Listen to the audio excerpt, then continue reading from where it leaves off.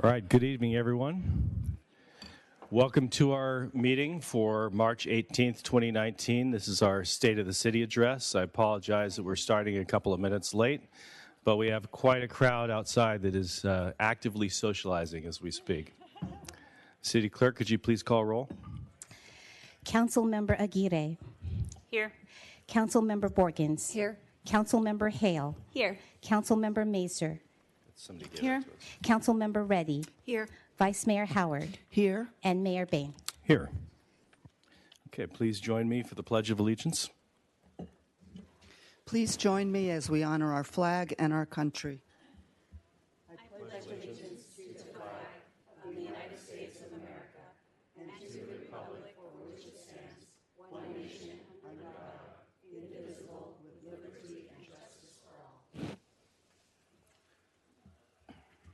All right, thank you, Vice Mayor Howard. Before we begin the State of the City, we will have public comment, and I have two speakers' cards. First speaker is Brian Jaffe, followed by Allison Madden.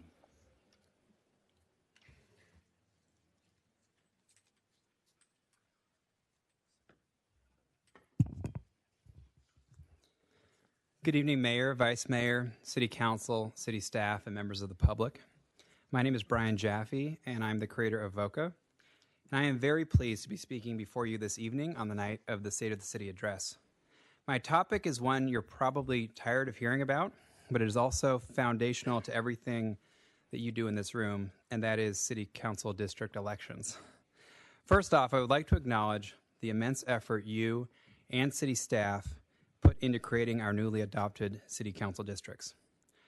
I attended many of your meetings and watched others from home, but you were here for all of them, along with many discussions I'm sure I'm not even aware of. You took on a very difficult task, and it was not one of your choosing, and I believe you did your best. With that said, both by your 4-3 final vote and the comments by at least two of you that you'd prefer using a citizen commission to draw the next map after the 2020 census, it is clear that this year's map drawing process was not without controversy. With that background, VOCA asked residents this week to rate on a 1 to 5 scale how much they support having a citizen commission draw the next district maps after 2020. Of the nearly 500 responses, residents support the idea by a 6-to-1 margin. I have given you all packets with the full results, including 92 comments, which I encourage you to read in full. But in the interest of time, I will just read one comment that I feel most succinctly captures the majority point of view. Voters should choose their representatives, not the other way around. Please consider directing city staff to make plans now, while the complexity of this process is still fresh in their memories, for a citizen commission to draw the next round of city council districts after the 2020 census. Thank you, and I look forward to the address. Thank you. Allison Madden.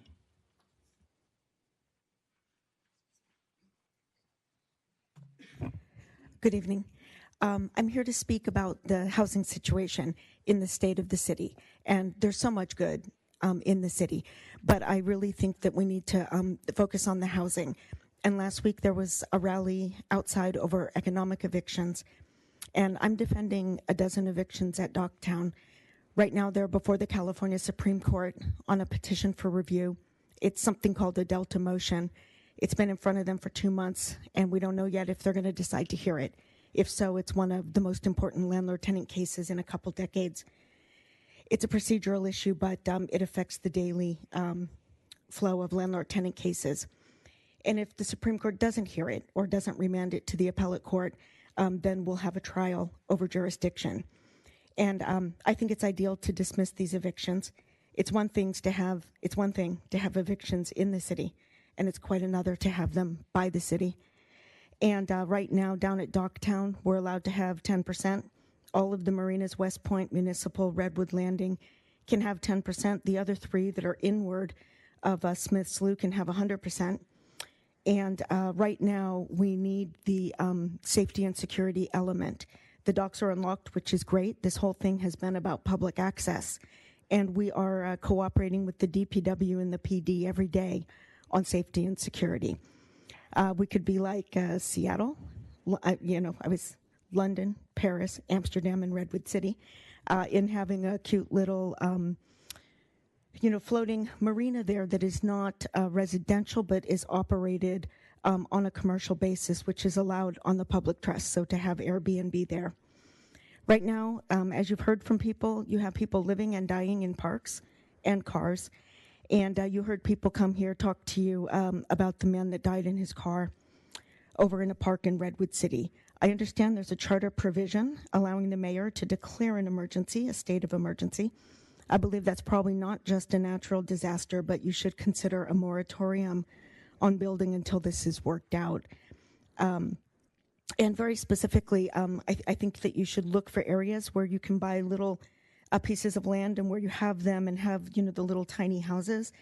And I can also say that we've had the DPW give us a facility for restroom and showers at Docktown while the construction's going on. And a lot of people are coming over and asking to use it. A lot of people are out there living in cars and RVs, and they're desperate. They don't have access to facilities. And there's only so many people that can use that because it gets full and it gets dirty. And, we have to kind of keep the code, for access. But I think that you should consider getting the people that are out there living in tents, RVs, and parks some facilities. Thank you. Thank you. Nina Peshke-Cote.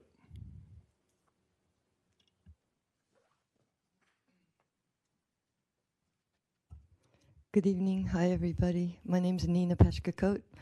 I also am a resident of Docktown Marina here in Redwood City, and I've been a resident of Redwood City for about almost 12 years. I grew up on the peninsula. But little by little, I was unable to do the job that I do, which is tutor kids with learning difficulties and elder care. I'm a caregiver for people with memory issues and just being ill. And I fell into these jobs after doing lots of other stuff, and I love it, and it seems like that's what I'm really good at. But I don't make enough money to live here in the Bay Area, most places. And I found this amazing way to do it by visiting Docktown and seeing the boats and the beautiful homes there. And I was able to purchase a boat, an old houseboat, and live there. And as you know, we've been evicted and there's development, and I understand that things change and things get more expensive. But it seems like this, well, first off, like Allison said, the 10% thing is totally legal. We're already there. We're the ones that didn't really get dealt with the way the California Relocation Act wants us to be dealt with. We didn't get offered what we were supposed to be. So we're still there and trying to figure out what to do and would love to stay. We're a charming community, and we're stewards of the Redwood Creek. You guys should see how much trash in the storms came through there from all the gutters in the city, and we pick it up as much as we can, and we've had 2 cleanups recently.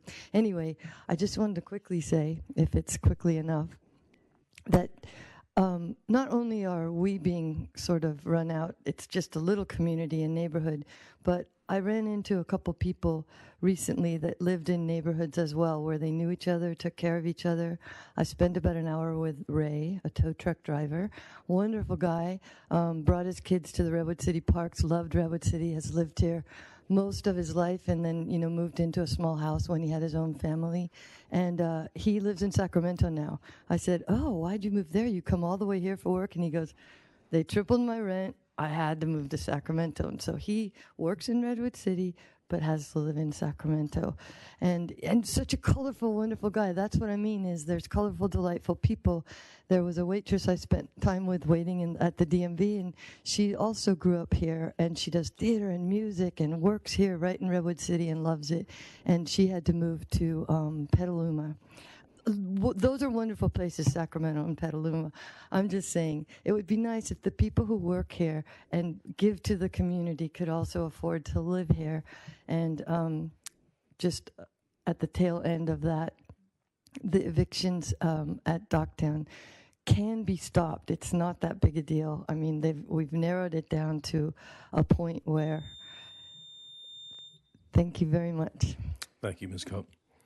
Okay, we're going to begin our State of the City address, and I'd like to start by recognizing some of the dignitaries who are here today, and hopefully I have captured everybody. I've tried to look for people in the audience. I'd like to start with Alexandra Carter from Jackie Spear's office, Congressmember Jackie Spear. There she is. Thank you. I know that Mario Rendon from Kevin Mullen's office is here. Mario, thank you. And Joan Dentler from Senator Jerry Hill's office. Thank you for being here, Joan. I got a call from Senator Hill today. He wished us well and sends his regards, but he's working for us in Sacramento right now. So thank you for being here. And then I also see former council member and mayor in the back, Jeff G. Please stand up. And do we have any former Redwood City mayors here as well? I'd like to welcome Belmont Mayor Davina Hurt. Thank you for being here. And then we have several department heads in the audience. I saw Terrence Carr from our Public Works Department. TK, are you here? Please stand up. Thank you.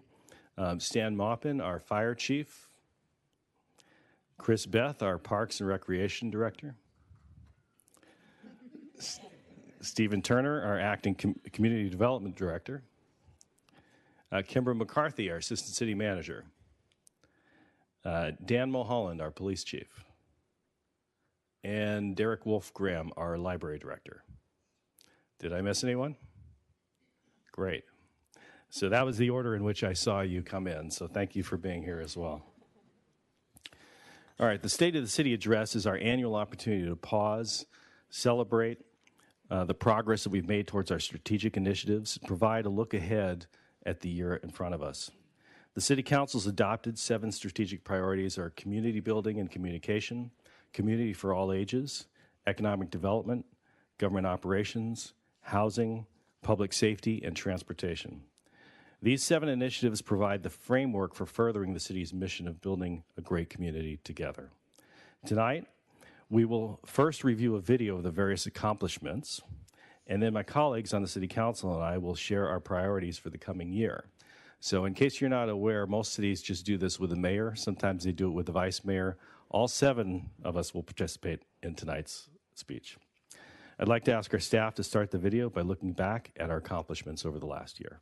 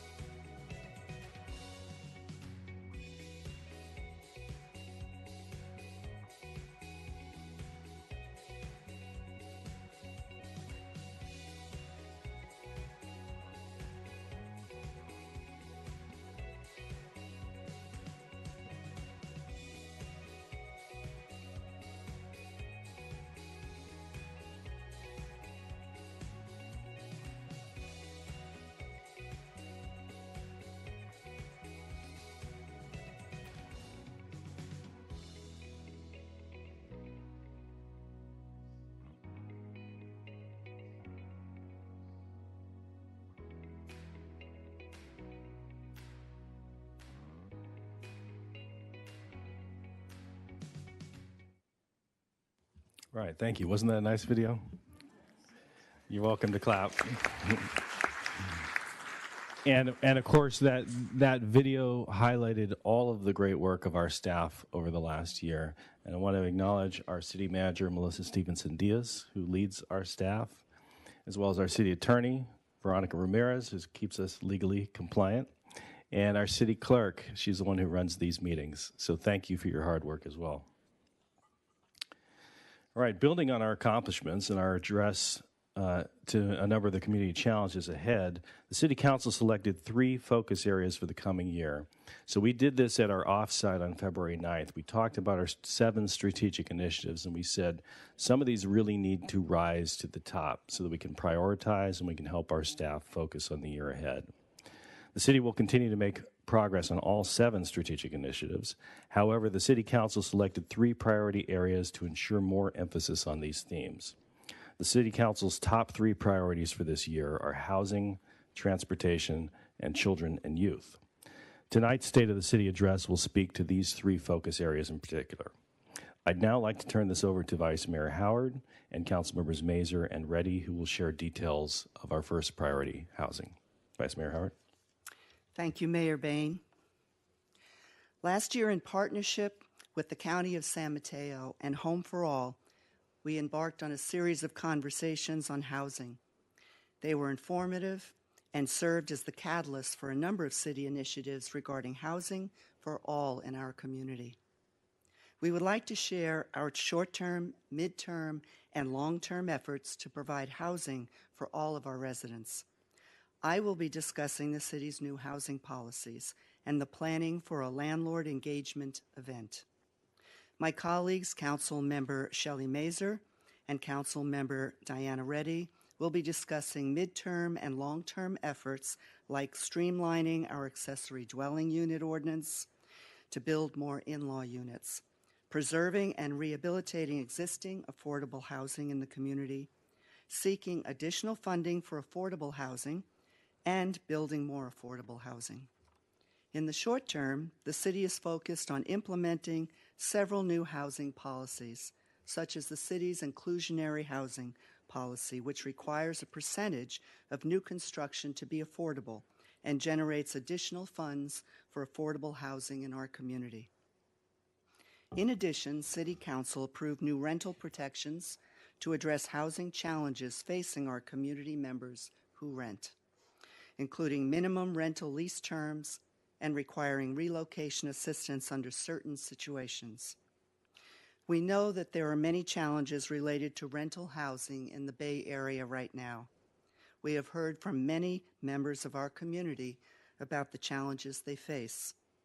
We are assessing the impact of our recent regulations, and we are actively looking at what else we can do for people who need our help.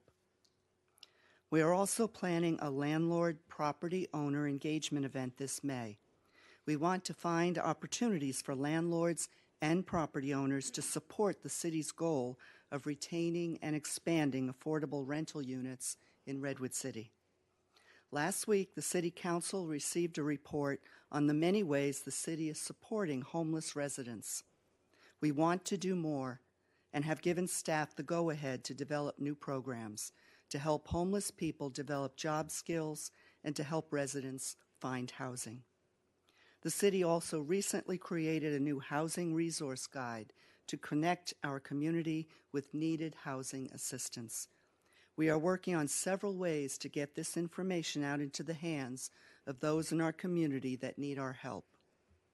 We're continuing to explore new ways to support our community's housing needs in the short term, but to speak about our midterm approach, I would like to turn it over to Councilwoman Shelley Mazur.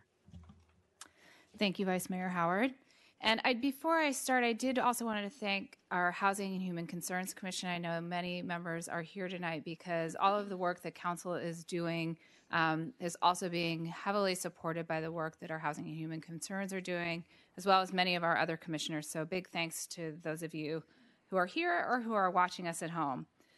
So, as you heard, we worked with the Home for All initiative to host community conversations. And building on what we heard from the community during and after those conversations, we're pursuing several midterm activities to preserve existing affordable housing and to implement solutions suggested by our community members, including increasing the diversity of housing options, preserving existing affordable housing, and seeking new funding to support affordable housing.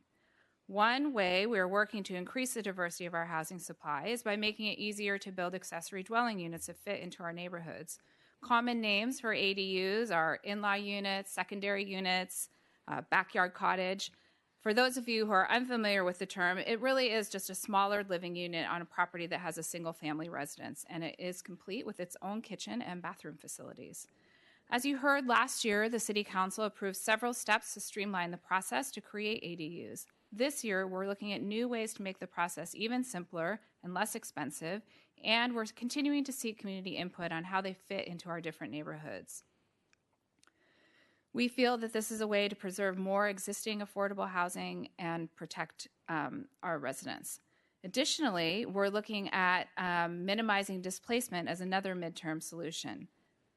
The city is helping to rehabilitate and preserve over 150 affordable housing units in Redwood City. Just to name a few, the Rolliston Road apartments, major rehabilitation of a 55-unit apartment complex, you can see here on the screen. 780 Bradford Street, just a couple blocks away, a St. Francis Center project with funding support of Stanford University, is a rehabilitation project supporting 25 units of affordable housing.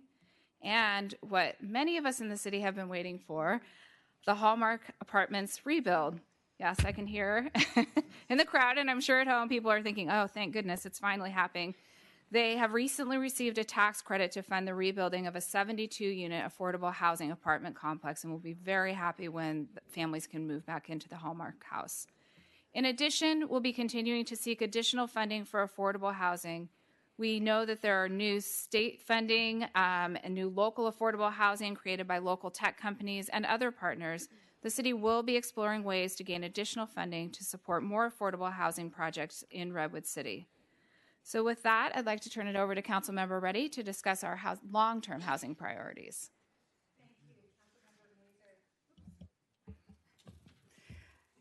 Thank you, Councilmember Mazur.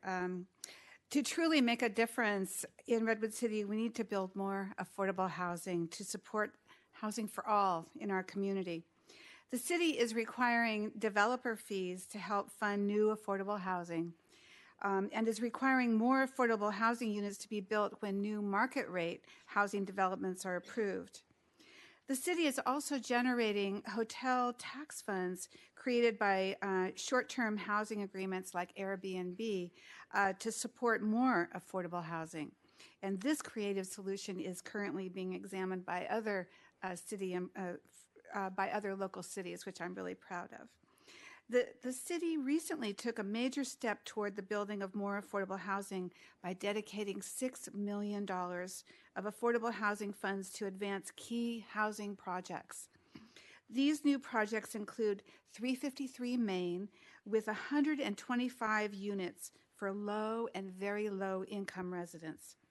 707 Bradford Street, a city property which the city dedicated to become an affordable housing site with 117 units for very low-income seniors.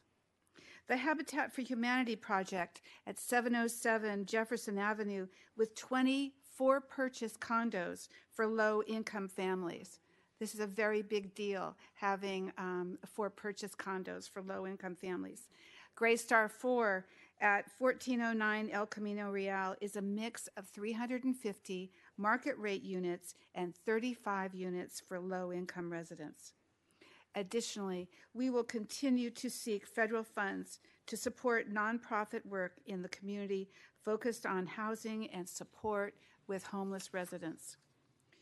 Very few communities in the county are eligible for federal CDBG and home funds, which help us better serve homeless residents and preserve and produce affordable housing and more.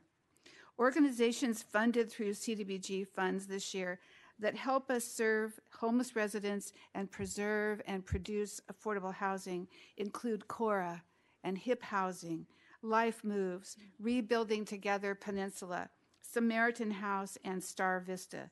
To those agencies working on the city's behalf, thank you for all you do. You are doing amazing work for the city and to our most vulnerable residents. Our top priority for the coming year is increasing housing and creating housing stability for all in our community. We will continue to focus on limiting displacement of existing residents, exploring new approaches of support for our homeless community, preserving already affordable housing, and building more affordable housing.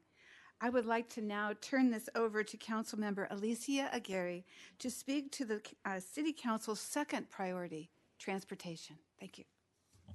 Thank you, Councilmember Reddy. Well, when we have a lot of housing, the next issue that's huge is transportation. It's not only a local issue, but it's also a regional issue. And when we talk to our community members, that's the one that we hear a lot with the traffic, with how do we move folks around in the various formats that we do. So we're looking at a wide range of opportunities and initiatives to move between Redwood City and beyond. And we have to really work together in coordination with our regional transportation partners and a lot of our advocacy groups that are helping us work on all of these issues. But some of the key areas that I'm going to focus on are, first of all, the Redwood City Ferry service that we've been working on. I know Councilmember Howard's been working on that for a long time, and being able to move folks on the water, which is not something new. Many other cities have done that, but we're really looking at how we can best do that to connect folks on the East Bay. We're the southernmost hub of San Francisco.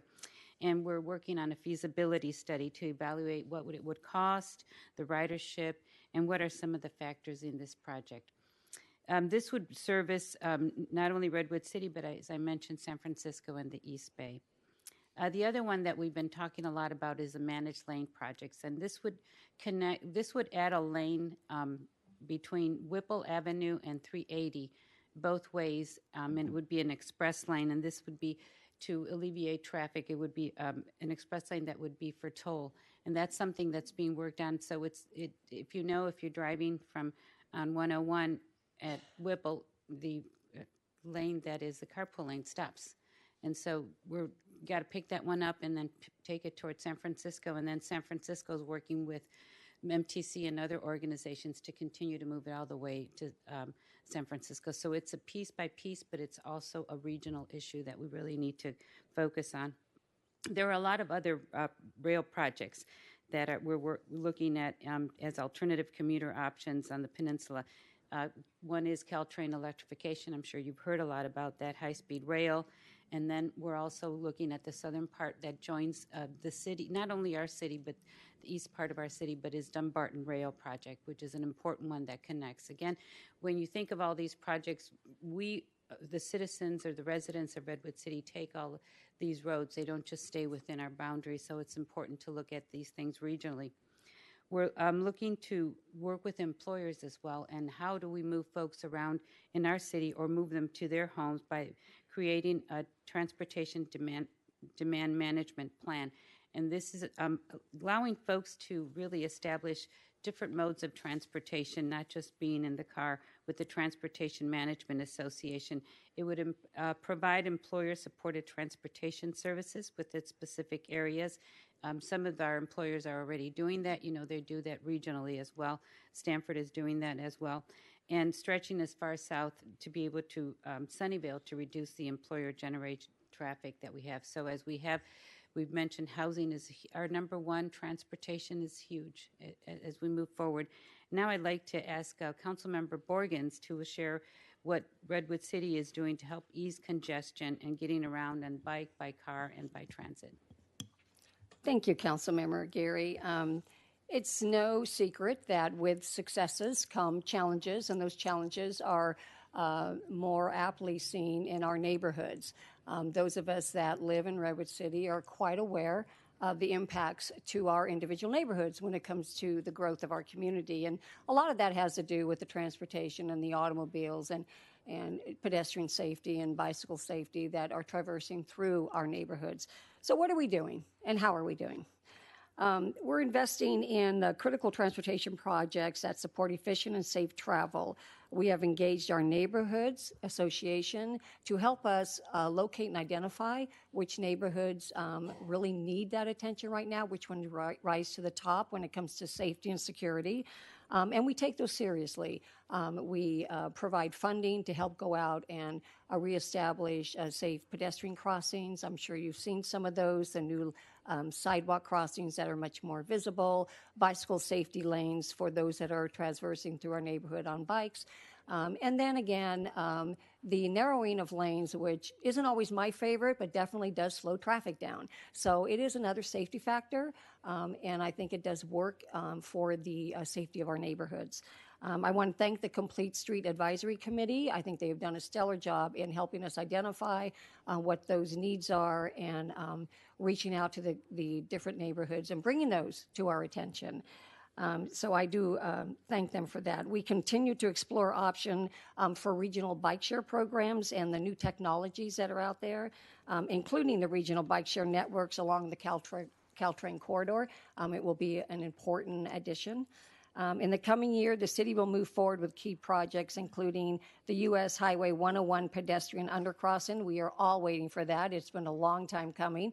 And with our new neighborhood, the Bear Island neighborhood, we want to be able to have them get to downtown without having to get back in their car and get over on Whipple Avenue. This way they can actually get downtown, walking, biking, however they choose to, but under the 101. So it'll be a great addition. It is going to happen.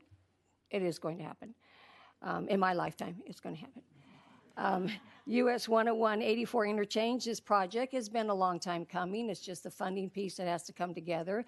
The designs have been chosen, and we're moving forward with that project. It will be a big undertaking, but it is absolutely necessary. How many in this room don't believe that we need the 101 Woodside Road changed and upgraded? We all believe that we need that, but be ready for a little disruption and just keep focused on the fact that it is going to be great.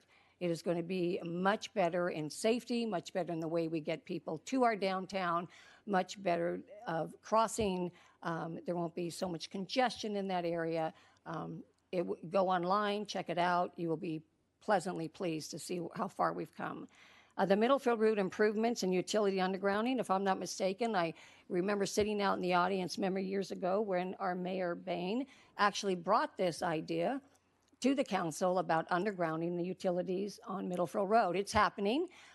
It's going to be a great project when it is improved. Again, when it starts, you will see some disruption. Every time you see that, know something good is coming. So just try to breathe through it. It'll be great.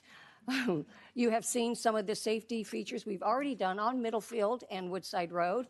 It is much safer to cross from east to west or north to south, however you choose your map to go, on Middlefield going from one side of Woodside Road to the other side. It is much safer for North Fair Oaks to cross and get into our downtown. It's much more safer for Redwood Village residents. I see lots of children crossing there, and I feel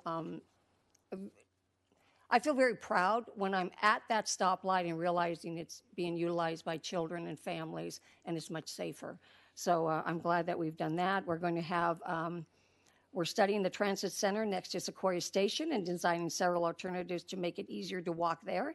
Improving the bus drop-off spots. I think that will be a great partnership with Caltrans doing that. And the city will be seeking community input on that project, so watch out for that. The Whipple grade separation, how many are ready for that? We are ready for that. Yes, hands up. Yes, we are ready for that. It will happen. Again, a little disruption, but it'll be great when it happens. If you remember when Jefferson Avenue, it was grade separation. We went through a lot of angst then, but look how wonderful it is today. That will just be as wonderful when that happens, and much safer for those that need to go back and forth in that part of town. So we've come a long way. We will be also securing the opportunities for enforcing the neighborhood in our parking issues throughout our neighborhood. A lot of parking permits have been requested, and we're looking at making your neighborhood the best it can be. So be a partner with us as we move forward with ideas, concerns you have, any suggestions you may have. no suggestion is a bad one, so please bring it to us so we can at least study it. So I look forward to that. You know, it's exciting to work to make our community safer for all, safer for those in your cars, those on bikes, pedestrians, seniors, children's, all of children's. You love that word, children's. It's safer for all of us. So I'm looking forward as we move forward with all the great things that have come before us, and I look at you as being a partner in that. I'll now turn it over to Councilmember Hale to discuss the city's third priority, children and youth. The children's. Children. Thank you. You're right. Thank you. Children are youth. Thank you, Councilmember Borgens. Well, I am delighted to share details about our third priority, children and youth. Did you know that in the 2010 census, the largest demographic in Redwood City was children under the age of 14? But it's really not surprising when you think about it. Redwood City has always been an incredible place to raise a family and to grow up. But families today are experiencing some new challenges, some of which relate to the first two priorities, but some of which are unique. For example, the Insight Center for Community Development Impact recently reported that the cost of childcare in Redwood City has gone up 41% in the past 4 years. As a city council, we are working to address the needs of children, youth, and families, starting with childcare. Last year, the city held a hackathon, a childcare hackathon. I believe it was held by council members Howard and Mazer, in partnership with Redwood City 2020, our schools, the county, and childcare providers. We are now following up on the ideas generated by that hackathon to ultimately increase the number of quality childcare seats in our city. As a result, we now have multiple childcare projects in the planning stages. And over the next 5 years, I'm excited to report these projects are expected to create 500 new childcare spaces here in Redwood City. Upcoming projects include the Stanford and Redwood City, the Bradford Street project, the Broadway Plaza project, 6001 El Camino, and Middlefield Junction. And many of these projects include childcare because it was something that you wanted and we asked for. We heard that knowing where to find childcare is also an issue for parents. So the city recently launched an interactive map, you can see there, of childcare and preschool centers. It's easy to use, it's free, and it's available on our website, redwoodcity.org.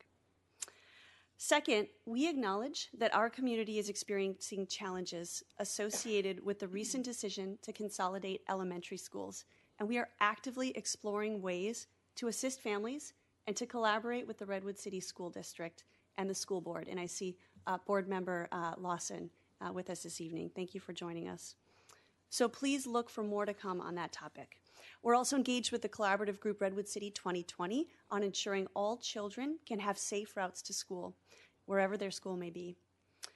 We recognize the importance of educational excellence across the community, which is why we continue to collaborate on a range of issues in committees consisting of 2 council members and 2 school board members with all of the school districts in our community, the Redwood City School District, the Belmont Redwood Shores School District, and the Sequoia Union High School District. And finally, in addition to the 30 parks and 8 libraries the city operates, we have heard the community ask for more family fun options and more open space. And I want to share a few exciting updates and highlights of what's to come. First, we are continuing work on a downtown park. We're looking at 3 sites in the downtown to create a large linear park that would extend from the downtown to the bay. Second, we'll be opening the Magical Bridge Playground later this winter. Magical Bridge is a world-renowned playground that is inviting to all, including our autistic population, those with cognitive and physical challenges, and those with visual and hearing impacts. Third, we'll be opening the Pirate Ship Imaginative Art Area in response to community feedback we have heard to have an outdoor playground adjacent to the Redwood Shores Library. The Pirate Ship will be an interactive play structure enclosed by fencing and connected to the children's area of the Redwood Shores Library, and it'll open in this coming year. And fourth, we are piloting temporary family fun venues like Puttin' Around Downtown. If you haven't tried it yet, it will be open through the end of the month, which is a pop-up mini golf course, and it's open in Courthouse Square.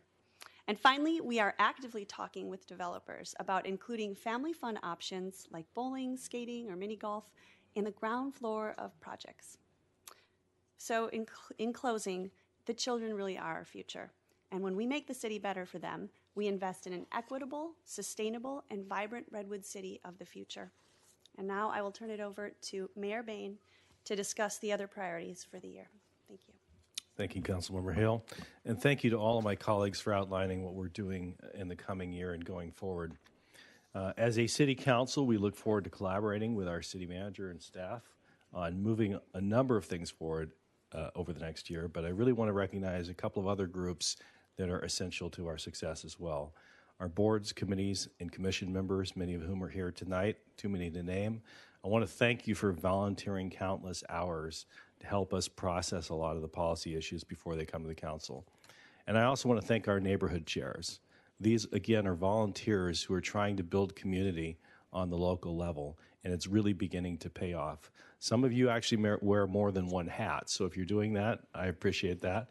We have, between those two groups, about 100 people, and I send a monthly letter to those volunteers to thank them for their service and also talk about things that we're doing as a city.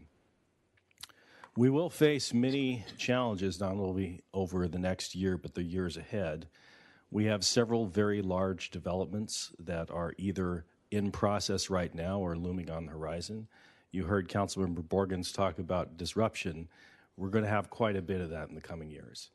Some of these developments will bring benefits, but they're also going to bring impacts to our city that we have to plan for.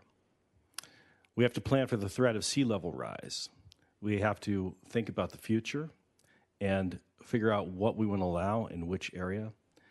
And to that end, we have established a new council sea level rise committee that will work very closely with the county to coordinate on efforts between the two. We have to be wary of well-intentioned state laws. We have seen time and again how many well-meaning lawmakers in Sacramento, no disrespect to our representatives who are here today, have passed laws with unintended local consequences. I expect that we will see some of those laws in the coming years. We have to keep working on pension liabilities. These present a long-term threat to the financial health of our city, and we must continue to aggressively pay these down, in part because of the laws I just mentioned. And we must be vigilant to protect our community from those who seek to divide us. Our diversity is our strength, and we must continue to celebrate that. But no one should underestimate the strength of our community or the people in it. Our community is very strong, and our council is committed to being a model for how government can and should work. In the area of governance, there are several things we're doing to plan for our city's future. During our offsite, we identified the need to develop a strategic plan which will guide our staff's work even more closely in the coming years. A council subcommittee has volunteered to work on drafting this in the coming months. Making updates to the city's general plan, we need to do this going forward to ensure that it meets our needs for years to come. We passed our general plan in 2010, but we are already starting to see some strain on certain parts of our plan, so we're going to look at doing an update there. And later this year, we're going to begin a visioning process to really bring the community into the process of looking what our built environment will look like for the next 10 years. Developing good governance practices to ensure that our city councils of the future continue to meet the needs of the entire community. As many of you know, we are moving to district elections, and we'll have to make sure that as such, we're looking at how the mayor and the vice mayor are selected. We'll be looking at a rotation policy for those positions, and a future council may choose to do direct election of the mayor. We will also be redrawing our districts in 2 years, which will be a challenge for us, but I believe many council members have expressed having a citizens committee, to get involved in that. So hopefully some of you will volunteer for that committee. We're also going to take a look at campaign finance laws on the local level to ensure that every candidate running for a district seat has a competitive chance of winning. The city is working to become more environmentally friendly, and we must continue to reduce our greenhouse gas emissions. We are in the process of updating our climate action plan, which was first passed in 2013, to include the role of new technologies such as heat pumps that use electricity instead of natural gas. In terms of public safety, we're enhancing public safety through strong partnerships with our schools, mental health training for police and staff, and wildfire prevention efforts. We continue to host citizens police academies in both English and Spanish to ensure that our community understands the important work that our police officers do. And we're partnering with the county on our emergency preparedness efforts. And next week, we'll vote on a contract with the county to provide joint services for our CERT position. In terms of communication and community building, there's a lot we're doing there. We're continuing to support community engagement efforts through the neighborhood associations. And our neighborhood leaders recently met with leaders at Nextdoor to try to continue to bring the online and the offline world together and build community. Many of you may be familiar with PACT, which was our effort to bring people into the city and have them understand how city departments work.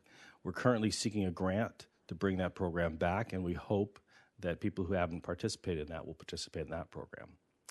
And with respect to communication, we're going to continue to explore ways to reach people through a variety of means, including expansion of text-based communication, and continue to explore ways to reach people the way that they like to do business. Building on our strong history of financial management, which you saw some of the highlights there, we're going to develop a 10-year forecast to provide longer-term roadmap for financial stability. We're exploring the feasibility of a 2-year budget cycle in order to create efficiencies in the budget development process. In order to bring the community into the budgeting process, we will be holding a community workshop on April 10th regarding the city's finances. So if you're interested in understanding how our budget works and providing some input, please come to that. We're going to be implementing OpenGov, which is an online platform that will provide much more detailed and transparent budgeting information, performance metrics, and trends to community members, more information than we've ever been able to provide before. We're assessing the city's fiscal health using a League of Cities diagnostic tool. We're engaging the Government Finance Officers Association to review the city's financial processes and procedures, and we're exploring the option of an accelerated payoff timeframe for our pension obligations. So in closing, I'd like to say thank you for joining us. I'd like to encourage the community to stay connected throughout the year by attending our council meetings, signing up for your neighborhood associations, signing up for the city's electronic newsletters, and staying connected via social media, including Facebook, Instagram, LinkedIn, Nextdoor, and Twitter. As I said last year, the state of the city isn't just about the city government. It's about the entire community. It's about our businesses, our nonprofits, our faith communities. It's about people who are doing well, and it's about people who are struggling. And it's about coming together as a community and helping our city be the best it can be. And I continue to remain optimistic about our cities and our community's future. On behalf of the City Council and the city staff, I'd like to thank you for coming tonight.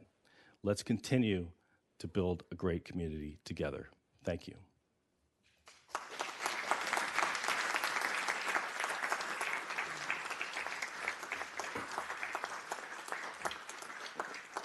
So with that, if for those of you who are in person, there should still be some food and refreshments in the lobby. And for those of you who watch online or at home, thank you very much for watching.